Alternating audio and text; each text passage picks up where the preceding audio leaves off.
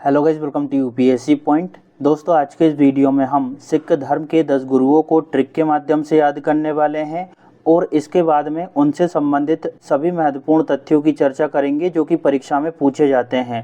Trick बहुत ही आसान और सरल होने वाली है और इस वीडियो के बाद आपको कभी भी दिक्कतों का सामना नहीं करना पड़ेगा। तो चलिए शुरू करते हैं।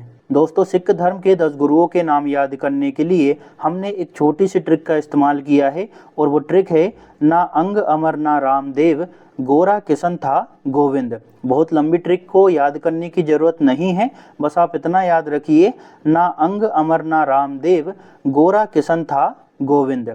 तो ना से हो गया हमारा दोस्तों नानक यानी गुरु नानक देव। अब इन सबके आगे गुरु लगा हुआ है तो मैं बार बार बोलूँगा तो आपको ऐसा लगेगा कि सर रिपीटेशन हो रहा है, अच्छा फीलिंग नहीं आ रही है, तो हम सिर्फ नाम बोलेंगे।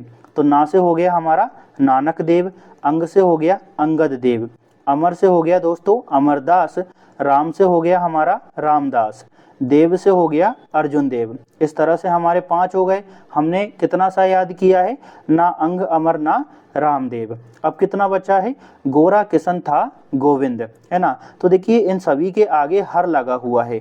बच्चे कई बार कंफ्यूज होते हैं कि भाई पहले हर राय था, हर गोविंद था या हर किशन था।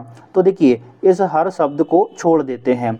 ट्रिक क्या है, गोरा किशन था गोविंद, तो गो से हो गया दोस्तों गोविंद सिंह, रा से हो गया हमारा राय यानी हर राय, किशन से हो गया हमारा किशन यानी हर किशन, ठीक है। था से हो गया अपना तेग बहादुर और गोविंद से हो गया गुरु गोविंद सिंह। समझ गए ना। छोटा शब्द याद रखना है, ना अंग अमर ना रामदेव, गोरा किशन था गोविंद। तो ना से हो गया नानक देव, अंग से हो गया अंगद, अमर से हो गया अमरदास, राम से हो गया रामदास, देव से हो गया अपना अर्जुन देव, ठीक है।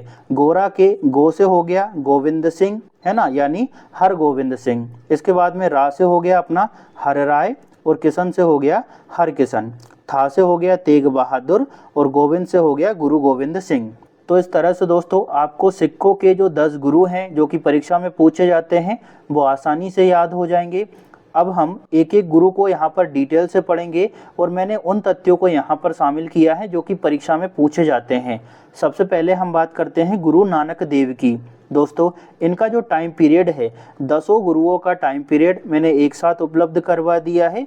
तो उससे क्या होगा कि आपको ये सहूलियत होगी कि एक नज़र में आपके सारे टाइम पीरियड आ जाएंगे। हालांकि टाइम पीरियड से प्रश्न नहीं पूछा जाता है। अब हम डिटेल की बात करते हैं। तो देखिए गुरु नानक देव जो है वो सिख धर्म के पहले गुरु माने जाते हैं और इनको सिख धर्म का संस्थापक माना जाता है। इनका जन्म 15 अप्रैल 1469 को हुआ। कहाँ पर, तलवड़ी में, जो कि वर्तमान में पाकिस्तान में स्थित है। इनके पिता का नाम मेहता कालू था और माता का नाम तृप्ता देवी था। गुरु नानक देव को बेई नदी के किनारे ज्ञान की प्राप्ति होती है और इन्होंने लंगर प्रथा की शुरुआत की थी। तो ये मोस्ट इम्पोर्टेंट पॉइंट है, कई बार एग्जाम में पूछा गया है कि लंगर प्रथा को शुरू किसके द्वारा किया गया था, तो गुरु नानक देव द्वारा। कई बार एक प्रश्न और भी पूछा जाता है कि गुरु नानक देव किस मुगल बादशाह के समकालीन थे, तो बाबर के समकालीन थे और इनकी मृत्यु करतारपुर में हो जाती है जो कि अब पाकिस्तान में स्थित है 1539 में। आशा करता हूं दोस्तों आपको ये समझ आ गया होगा। यहाँ पर 4 पॉइंट काफ़ी महत्व रखते हैं एग्जाम के दृष्टिकोण से। देखिए इनको सिख धर्म का प्रथम गुरु माना जाता है, सिख धर्म के संस्थापक थे, लंगर प्रथा और बाबर के समकालीन। तो ये 4 पॉइंट ऐसे हैं जिन्हें आपको किसी भी कीमत पर नहीं भूलना है। चलिए अब आगे बढ़ते हैं। अब हम बात करने वाले हैं गुरु अंगद देव की, जो कि सिख धर्म के दूसरे गुरु माने जाते हैं। इनका आरंभिक नाम भाई लहना था। तो ये प्रश्न कई बार पूछा गया है कि भाई लहना के नाम से किस सिख गुरु को जाना जाता है, तो अंगद देव को। इन्होंने गुरुमुखी लिपि का आविष्कार किया और ये जो लिपि है ना, इसका प्रयोग पंजाबी भाषा को लिखने के लिए किया जाता है। हुमायूं के ये समकालीन थे। इन्होंने गुरु नानक देव जी द्वारा चलाई गई लंगर प्रथा को स्थायी बनाया था। तो देखिए 2 प्रश्न बनते हैं कि लंगर प्रथा की शुरुआत किसके द्वारा की गई थी, तो गुरु नानक देव द्वारा। दूसरा प्रश्न बनता है कि लंगर प्रथा को स्थायी किसके द्वारा बनाया गया था, तो अंगद देव द्वारा। समझ गए होंगे। अब हम बात करते हैं तीसरे गुरु की, जिनका नाम है अमरदास। इन्होंने आनंद कराज विवाह समारोह की शुरुआत की। तो ये पॉइंट काफ़ी महत्व रखता है। इसमें क्या होता है, जो जोड़ा होता है यानी जो पति पत्नी होते हैं वो गुरु ग्रंथ साहिब के चारों ओर 4 बार परिक्रमा करते हैं और इसी दौरान लावा नामक कुछ भजन भी गाए जाते हैं। जो अमरदास थे ये अकबर के समकालीन थे। इसके अलावा दोस्तों अमरदास ने गोइंदवाल में, जो कि अभी पंजाब में स्थित है, यहाँ पर सिखों के लिए पहला तीर्थ स्थल स्थापित किया था जिसको बावली साहिब के रूप में जाना जाता है। तो आप ये भी समझ गए होंगे, यहाँ पर सभी पॉइंट काफ़ी महत्वपूर्ण हैं। आनंद कराज विवाह समारोह की शुरुआत किसके द्वारा की गई, सिखों का पहला तीर्थ स्थल किसके द्वारा स्थापित किया गया और अमरदास किसके समकालीन थे। तो मैंने उन्हीं तथ्यों को शामिल किया है जो कि परीक्षा के दृष्टिकोण से महत्व रखते हैं। फालतू बकवास मैं करता भी नहीं हूँ और मैं बच्चों को परेशान भी नहीं करता, उनका टाइम भी वेस्ट नहीं करना चाहता। अब हम आगे बढ़ते हैं। अब हम बात करते हैं रामदास जी की, जो कि सिखों के चौथे गुरु थे। इनके बचपन का नाम जेठा था, ये काफ़ी महत्वपूर्ण है। ठीक है, इनका जन्म जो है वो 1534 में लाहौर में हुआ था। दोस्तों रामदास जी की पत्नी बीबी भानी को मुगल शासक अकबर ने 500 बीघा भूमि प्रदान की थी और इसी भूमि पर जो रामदास थे इन्होंने अमृतसर नामक एक जलाशय का निर्माण करवाया। ये जो जलाशय है इसको हम अमृत सरोवर के नाम से भी जानते हैं और रामदास ने ही अमृतसर नगर की स्थापना की थी। गुरु रामदास जी ने अपने सबसे छोटे पुत्र अर्जुन देव जी को गुरु पद सौंपा। इसके बाद में जो गुरु का पद था ना वो वंशानुगत हो गया था। तो कई बार दोस्तों रामदास जी से कई सारे प्रश्न पूछे गए हैं, जैसे कौन से गुरु के टाइम पीरियड के बाद में जो गुरु का पद था वो वंशानुगत हो गया था, किसके द्वारा अमृतसर जलाशय या फिर अमृत सरोवर का निर्माण किया गया, किसने अमृतसर नगर की स्थापना की। तो गुरु रामदास जी से कई सारे प्रश्न बनते हैं, इस वजह से ये महत्वपूर्ण है, तो इनका नाम अच्छे से याद रखना है। चलिए अब आगे बढ़ते हैं और अब हम बात करेंगे 5वें गुरु अर्जुन देव की। दोस्तों अर्जुन देव जो हैं वो सिखों के 5वें गुरु थे। गुरु अर्जुन देव ने सिखों के लिए एक धार्मिक ग्रंथ आदि ग्रंथ की रचना की थी। गुरु अर्जुन देव ने ही अमृतसर में हरमंदिर साहिब का निर्माण करवाया, जिसको आज हम स्वर्ण मंदिर के रूप में जानते हैं। इसके अलावा दोस्तों ये जो अर्जुन देव थे मुगलों के हाथों शहीद होने वाले पहले सिख गुरु थे। मुगल सम्राट जहांगीर ने 1606 में इनको मृत्युदंड दे दिया था। अब इसकी वजह क्या थी, तो देखिए जहांगीर का एक विद्रोही पुत्र था जिसका नाम था खुर्रम। तो खुर्रम को अर्जुन देव ने आर्थिक सहायता दी, उसको आशीर्वाद दिया। तो इसी वजह से जहांगीर जो है वो नाराज हो गया और जहांगीर ने अर्जुन देव को मृत्युदंड दे दिया। तो यहाँ से कई प्रश्न पूछे जाते हैं, जैसे हरमंदिर साहिब का निर्माण किसके द्वारा करवाया गया। इसके अलावा मुगलों के हाथों शहीद होने वाले पहले सिख गुरु कौन थे, जहांगीर ने किसको मृत्युदंड दिया था। तो इस तरह के प्रश्न जो है वो अर्जुन देव से बनते हैं। आशा करता हूँ आपको ये भी समझ आ गया होगा। चलिए अब आगे बढ़ते हैं। अब हम बात करने वाले हैं दोस्तों गुरु हरगोविंद जी की। गुरु हरगोविंद जो हैं वो सिखों के 6वें गुरु थे। इन्होंने जो है दरबार में नगाड़ा बजाने की व्यवस्था आरंभ की, जो शाही अधिकार का प्रतीक थी। इसके अलावा गुरु हरगोविंद ने अकाल तख्त का निर्माण करवाया और सिख समुदाय को सैन्य शक्ति से लैस किया। तो प्रश्न बनता है कि अकाल तख्त का निर्माण किसके द्वारा करवाया गया था, तो हरगोविंद के द्वारा। नगाड़ा बजाने की प्रथा किसके द्वारा आरंभ की गई, तो भैया गुरु हरगोविंद जी के समय इस प्रथा का आरंभ हुआ था। दोस्तों इनको बंदी छोड़ की उपाधि भी दी गई थी, क्योंकि इन्होंने ग्वालियर के किले में 52 हिंदू राजाओं को मुक्त करवाया था। हरगोविंद ने आध्यात्मिक और लौकिक शक्तियों के प्रतीक के रूप में 2 तलवारें धारण की और एक सैन्य नेता के रूप में इन्होंने अपनी दोहरी भूमिका का निर्वाह किया। दोस्तों इन्होंने अपने आप को सच्चा पादशाह कहा। अब ये वाला जो पॉइंट है ना, कई बच्चों के मन में थोड़ी सी दिक्कत पैदा कर सकता है। यहाँ पर एक स्क्रीनशॉट भी मैं आपके सामने डाल रहा हूँ। देखिए मुझे भी ये डाउट था कि भाई सच्चा पादशाह अपने आप को किसने कहा। तो मैंने गूगल पर जब सर्च किया तो उसमें गुरु गोविंद सिंह भी मेरे को मिला, अर्जुन देव भी मिला और हरगोविंद भी मिला। जब मैंने पिछले साल के पेपर को एनालाइज किया तो अधिकांश परीक्षाओं में हरगोविंद को सही माना गया है। तो भैया आपके मन में अगर थोड़ा बहुत भी डाउट आए तो एक बार अपनी किताब को देख लेना, जिस टीचर ने आपको पढ़ाया है वो देख लेना। और आपसे विनती करता हूं कि नेगेटिव कमेंट ना करें, क्योंकि बच्चों को दिक्कत आ सकती है, वो आप पर विश्वास करेंगे और उनका प्रश्न गलत हो सकता है। मैं कई सारी रिसर्च करने के बाद में आपको ये पॉइंट उपलब्ध करवा रहा हूँ कि भाई अधिकांश परीक्षाओं में हरगोविंद को ही सही माना गया है। इसके बाद आपका खुद का विवेक है, आप खुद से निर्णय ले सकते हैं। चलिए अब हम आगे बढ़ते हैं और अब हम बात करने वाले हैं हर राय की। हर राय जो है वो सिक्कों के 7वें गुरु थे। ठीक है, इन्होंने दारा सिकोह का समर्थन किया। मुगल उत्तराधिकार का जो युद्ध हुआ उसमें ये दारा सिकोह का समर्थन करते हैं। इसके बाद इन्होंने अपने सबसे छोटे पुत्र हरकिशन को अपना उत्तराधिकारी घोषित कर दिया था।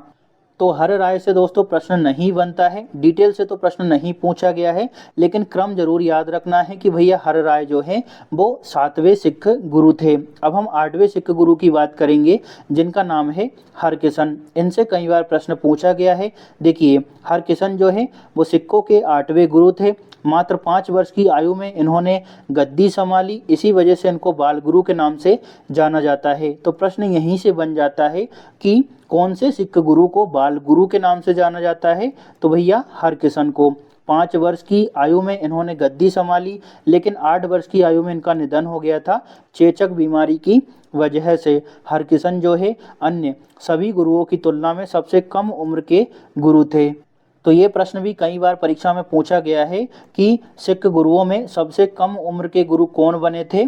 तो हरकिशन। ठीक है, और चेचक नाम की बीमारी से कौन से सिख गुरु की मृत्यु हो गई थी? तो हरकिशन की। तो बस इनके बारे में 2-3 बातें ही आपको याद रखना है जो कि परीक्षा में पूछी जाती है। अब हम बात करने वाले हैं 9वें गुरु की, जिनका नाम है तेग बहादुर। इनसे कई बार परीक्षा में प्रश्न पूछा गया है, तो इसको अच्छे से देखना है। दोस्तों तेग बहादुर के बारे में पढ़ने से पहले एक बार हम ट्रिक को रिवाइज कर लेते हैं, क्योंकि हो सकता है अब तक आपके माइंड से वो निकल गई हो। तो देखिए हमारी ट्रिक क्या थी, आपको स्क्रीन पर दिख रही होगी।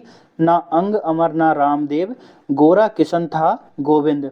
तो ना से क्या हो गया अपना नानक देव, अंग से हो गया अंगद देव, अमर से हो गया अमरदास, राम से हो गया रामदास। इसके बाद देव से हो गया अर्जुन देव, गोरा के गो से हो गया गोविंद सिंह, रा से हो गया राय यानी हर राय। ठीक है, इसके बाद किशन से हो गया हर किशन, था से हो गया तेग बहादुर और गोविंद से हो गया गोविंद सिंह। तो बस आपको इतना सा ही याद रखना है, ना अंग अमर ना रामदेव, गोरा किशन था गोविंद। अब हम तेग बहादुर की बात करते हैं। तो ये जो हैं वो सिखों के 9वें गुरु थे। इनके बचपन का नाम त्यागमल था। इसके बाद तीसरा पॉइंट काफ़ी महत्वपूर्ण है दोस्तों। देखिए गुरु हरगोविंद जो कि सिखों के 6वें गुरु थे, इन्होंने क्या किया कि त्यागमल को तेग बहादुर नाम दिया था, क्योंकि त्यागमल ने करतारपुर की लड़ाई में वीरता दिखाई थी। तो गुरु हरगोविंद ने उन्हें करतारपुर की लड़ाई में वीरता दिखाने की वजह से तेग बहादुर का नाम दिया, जिसका अर्थ होता है तलवार के साथ युद्ध। गुरु तेग बहादुर को हिंद की चादर भी कहा जाता है और इन्हीं तेग बहादुर ने 1665 में आनंदपुर साहिब नगर की स्थापना की थी। दोस्तों तेग बहादुर जो है वो सिखों के एक काफ़ी पवित्र और प्रसिद्ध गुरु बन गए थे। तो औरंगजेब ये चाहता था कि तेग बहादुर जो है वो इस्लाम धर्म को स्वीकार कर ले और सिख धर्म का पतन हो जाए, लेकिन इन्होंने क्या है कि इस्लाम धर्म को स्वीकार करने से मना कर दिया। परिणाम स्वरूप इनका जो सिर था ना वो दिल्ली के चांदनी चौक में कलम कर दिया गया, काट दिया गया। आगे चलकर 1783 में बघेल सिंह एक शासक हुआ, एक नेता हुआ। इस बघेल सिंह ने तेग बहादुर की याद में एक छोटे से गुरुद्वारे का निर्माण किया, जिसको आज हम शीशगंज गुरुद्वारा के रूप में जानते हैं। तो आशा करता हूँ आपको ये अच्छे से समझ आ गया होगा। यहाँ पर दोस्तों हिंद की चादर वाला पॉइंट और अपना शीशगंज गुरुद्वारा वाला पॉइंट ये काफ़ी महत्वपूर्ण है, कई बार प्रश्न पूछा गया है। अब हम बात करते हैं गुरु गोविंद सिंह की, जो कि सिखों के 10वें और अंतिम गुरु थे। गुरु गोविंद सिंह ने 9 साल की उम्र में गद्दी संभाली और इन्होंने खालसा पंथ की स्थापना की। तो कई बार ये प्रश्न पूछा गया है कि खालसा पंथ की स्थापना कौन से सिख गुरु द्वारा की गई थी? तो गुरु गोविंद सिंह के द्वारा की गई थी। गुरु गोविंद सिंह ने दोस्तों प्रत्येक सिख के लिए 5 ककार अनिवार्य कर दिए थे। ये 5 वस्तुएं जो है वो सिख धर्म के अनुयायियों के लिए धार्मिक अनुशासन और पहचान का प्रतीक थी। अब भैया ये जो 5 ककार हैं वो कौन कौन से हैं? तो पहला है केस, दूसरा कड़ा, तीसरा कृपाण, चौथा कंगा और पांचवा कच्छा। ठीक है, अभी इनका मतलब क्या होता है? तो देखिए, केस जो होते हैं हमारे मतलब बाल, ये आध्यात्मिक और ईश्वर द्वारा दिए गए उपहार की निशानी होते हैं। कड़ा लोहे का होता है, ठीक है, और ऐसा माना जाता है कि भाई जो भी सिख धर्म में कड़ा पहनता है वो ईमानदारी से जीविका कमाने की एक पहचान रखता है। कृपाण की अगर हम बात करें तो दोस्तों ये एक छोटी सी तलवार होती है जो न्याय की रक्षा और अन्याय के खिलाफ संघर्ष का प्रतीक होता है। अगर हम कंघे की बात करें, यहाँ पर आपको दिखाई पड़ रहा होगा, बालों में कंघी करने के लिए जो स्वच्छता और शरीर की देखभाल करने को दर्शाता है। इसके बाद में कच्छा, ठीक है, जो हम पहनते हैं, यह एक विशेष प्रकार का सूती अंडरवियर होता है जो स्फूर्ति और नैतिक आचरण का प्रतीक है। तो आशा करता हूं दोस्तों आपको पंचककार का तात्पर्य क्या होता है ये भी अच्छे से समझ आ गया होगा। यहाँ पर ये वाला और पंचककार वाला पॉइंट काफ़ी महत्व रखते हैं एग्जाम के दृष्टिकोण से। थोड़ा सा और हम गुरु गोविंद सिंह के बारे में जानेंगे क्योंकि ये जो है वो सिक्कों के अंतिम गुरु थे। तो देखिए, इनके द्वारा पाहुल प्रणाली की शुरुआत की थी। इस प्रणाली में 2 धारी तलवार से अमृत तैयार किया जाता है। अब अमृत ऐसा नहीं है कि भाई स्वर्ग से आएगा, इसमें क्या होता है, शक्कर में मिला हुआ एक पानी होता है। ये जो पाहुल प्रणाली है इसको अमृत संस्कार भी कहते हैं। सिख धर्म में दीक्षा का एक समारोह होता है जिसके माध्यम से लोग खालसा पंथ में शामिल होते हैं। ठीक है, तो पाहुल प्रणाली अच्छे से समझ आ गई।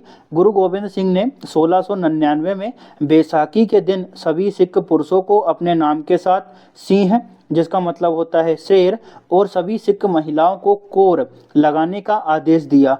कौर का मतलब होता है राजकुमारी या फिर शेरनी। तो ये भी आपको समझ आ गया होगा। दोस्तों, गुरु गोविंद सिंह ने घोषणा कर दी कि भाई अब मानव के रूप में हमारा कोई भी गुरु नहीं होगा, मैं अंतिम गुरु हूँ। ठीक है, उन्होंने ये कहा कि मानव के रूप में कोई गुरु नहीं होगा, हमारा जो ग्रंथ है जिसको गुरु ग्रंथ साहिब कहते हैं, तो यही जो ग्रंथ है इसको ही अब गुरु माना जाएगा। तो मानव के रूप में अंतिम गुरु कौन थे? गुरु गोविंद सिंह।